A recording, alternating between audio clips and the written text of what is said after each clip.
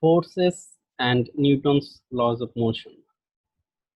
These are the basic topics here.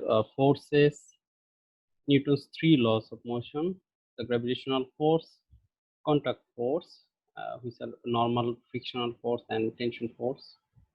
Then application of Newton's second law. Okay. Now let's start with the difference between mass and weight. The mass of a body is a measure of its resistance to accelerate. Initially, it is a measure of the inertia of the body. The weight of a body is the force exerted on its mass by the gravity. The mass of an object is the same everywhere, but weight increases or decreases with higher or lower gravity. Mass is a scalar quantity. It has magnitude only. Weight is a vector quantity. It has magnitude and is directed towards the center of the earth. Okay, and mass usually is measured in grams and kilograms. Weight are measured in newtons. Basically, it's a unit of force. Okay, so the basic thing is that here mass and weight both are different quantities. Mass is a scalar quantity and weight is a vector quantity. So basically, weight represents the force here. Okay, and mass basically the amount of inertia produced by our body. Okay, now Newton's first law of motion, which is basically related to the inertia and force.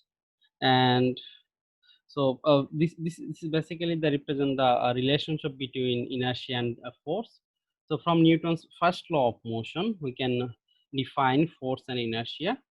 Newton's first law state that if no force acts on an object, then the speed and direction of its motion does not change. Basically, every object try to retain its state of motion. If no force is applied, if basically every object try to retain its state of motion if no force is applied. So if the object is in rest, it will remain in rest, and if the object is in constant velocity, basically moving in constant velocity, it will move with same velocity if no force is applied. Okay, so these are the basically Newton first law. Then from this Newton first law, we can define force and inertia. So force, from Newton's first law of motion, we can say that force is required to change an object's motion, its push or pull. Force is a vector quantity which has both magnitude and direction. The unit of the force is Newton. So finally, we can say force is a thing which is responsible to accelerate a particle or object. Okay. Now inertia. So inertia is a measure of an object's resistance to changes in its motion. Inertia is represented by the inertial mass.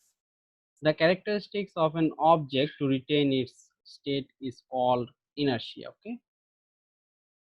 Now, next, the fundamental forces are involved in particularly in nature basically. So there are four fundamental forces. First one is strong nuclear force. Second one is electromagnetic force. Third one is weak nuclear force, and last one is gravitational force. So these are arranged with from strongest to weakest, basically position mainly. So from strongest to the weakest one. So according to the magnitude, okay, magnitude of the force. Now let's talk about the net force. Okay. Now if only one force is involved on an object, we can easily calculate that. If more than one force is involved on an object, we have to use the vector sum to calculate the net force. Okay, which are acts on that object.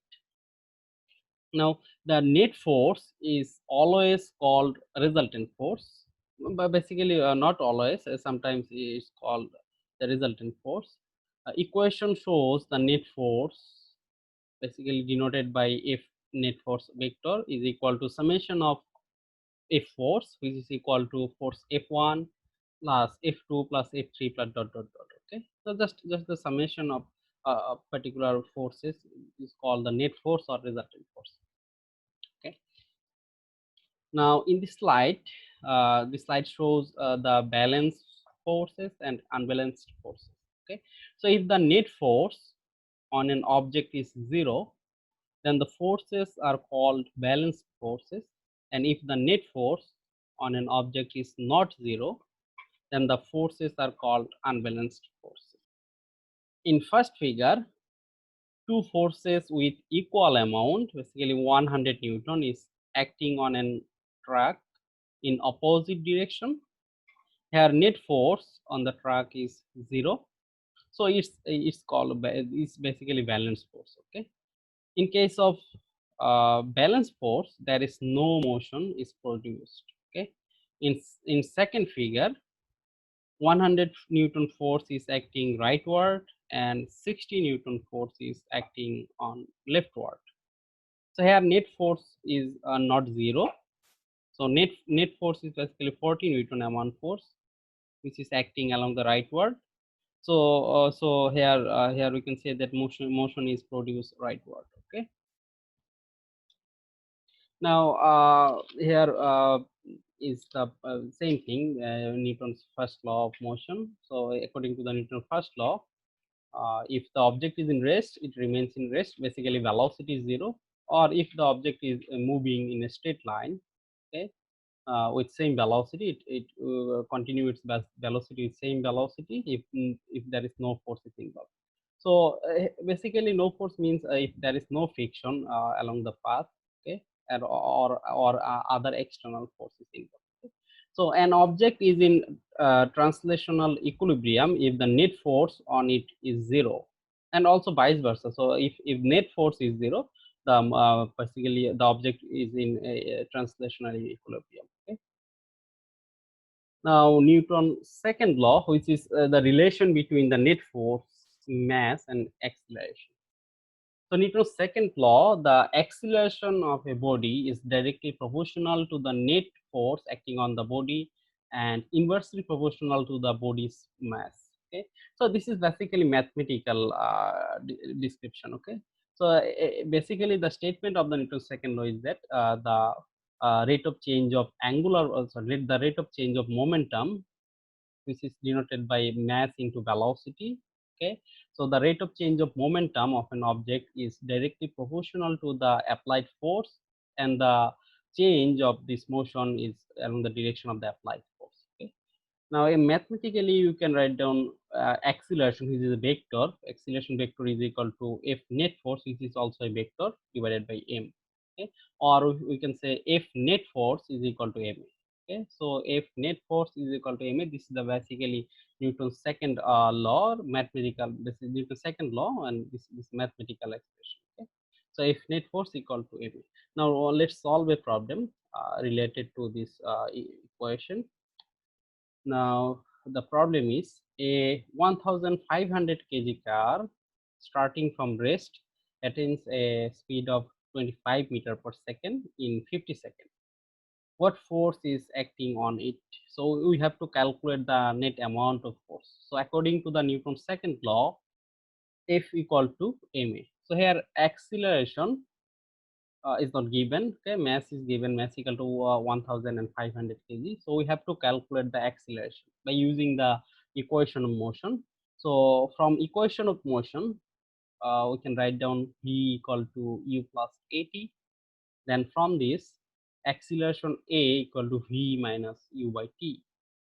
And here given value is initial velocity is 0, u is equal to 0 because the object is in rest initially, and the velocity after 50 seconds is 25 meter per second. So this is final velocity v equal to 25 meter per second, and the time is 50 seconds.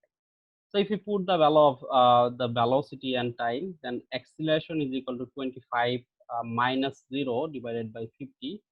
Okay, so which is a acceleration is equal to 0.5 meter per second square.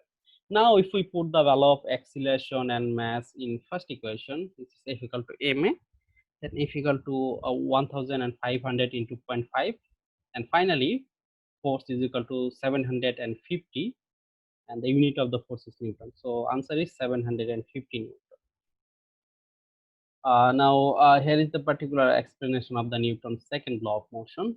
So basically mass represent the inertia of an object. So more mass represent the more force is required to obtain a given acceleration. Okay, so the net force is just the vector sum of all of the forces acting on the body. So basically we can write that summation of F. So if acceleration is 0, the net force acting on that object is also 0. So this body can have a velocity, 0 velocity basically, which is called the static equilibrium, or not velocity, velocity is 0 but constant. Okay, so which is called a dynamic equilibrium. Now Newton's third law of motion. So basically this is the interaction pairs. So when two bodies interacts, the forces on the bodies due to each other are always equal in magnitude and opposite in direction. So in other words, the forces come in pairs. Okay, so this is the basically explanation and statement of the Newton's third law is that every action has an opposite and equal reaction. Now, if we consider two objects, object 1 and object 2, okay, and there is a force between, basically the force between the, or just there is an interaction between these two objects. Okay, so in case of first one, if you consider the F21 describe the force on object 2 due to object 1, and if you consider the F12 is the force on object 1 due to object 2, then according to the Newton's third law, mathematically F21 is equal to minus F12. Okay, so here negative sign describe the opposite direction, and equal sign describe the force amount is equal. Okay, but negative sign describe the opposite direction.